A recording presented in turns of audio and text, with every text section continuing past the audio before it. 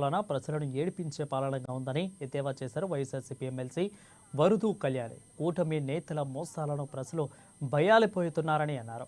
ఇక చంద్రబాబు ప్రజలను ఫూల్స్ను చేశారని ఘాటు విమర్శలు చేశారు.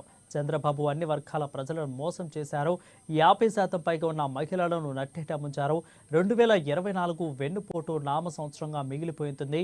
ఇక చంద్రబాబు గజనీల పాలన చేస్తున్నారు. రాష్ట్ర ప్రజలను ఫూల్స్ చేస్తున్నారని అన్నారు. చంద్రబాబు 7 నెలల పాలన ప్రజలను ఏడిపించే పాలనగా ఉంది. ఎలుగుబంటి తోలు ఎన్నిసార్లు ఉతికినా నలుపు నలిపి అన్నట్లుగా చంద్రబాబు పాలన ఉందంటూ తీవ్ర విమర్శలు గుప్పించారు ఎమ్మెల్సీ వరదు కళ్యాణి.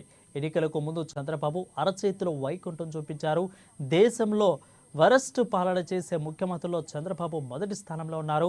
సూపర్ 6 హామీలపై టీడీపీతో బహిరంగ చర్చకు సిద్ధమని సవాల్ విసిరారు వరదు కళ్యాణి. ఇక గతంలో మేనిఫెస్టోను వెబ్సైట్ నుంచి తీసివేస్తే నేడు ఆలోచనల నుంచే మేనిఫెస్టోను చంద్రబాబు తీసివేశారని అన్నారు.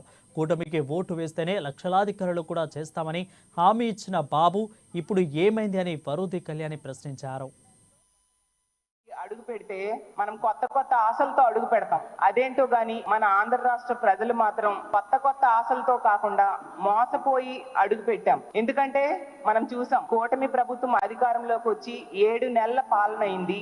7 నెలల పాలనలో ప్రజల్ని, అందులో ముఖ్యంగా మహిళల్ని, జనాభాలో 50% పైగా ఉన్న మహిళల్ని నట్టేట ముంచారు. చంద్రబాబు నాయుడు గారు ఏ వర్గాన్ని మోసం చేయకుండా వదలలేదు. ముఖ్యంగా ఎన్నో పథకాలు మహిళలకి ఇస్తామని మహిళల్ని ఎట్ట నిలువునా మోసం చేసిన పరిస్థితి మనం చూస్తూ ఉన్నాం. ఈరోజు తీసుకుంటే ప్రతిసారి మనం తెలుగు సంవత్సరాలకి ప్రతి సంవత్సరానికి ఒక పేరు పెడతాం. ప్రజలందరూ కూడా 2024 సంవత్సరంని కూటమి ప్రభుత్వం అధికారంలోకి వచ్చాక వెన్నుపోటు నామ సంవత్సరం అని పిలుస్తూ ఉన్నారు. అంత ఘోరంగా చంద్రబాబు నాయుడు గారు ప్రజలకి వెన్నుపోటు పడడం జరిగింది. చూస్తే హామీల వరద పారించారు ఎన్నికల సమయంలో.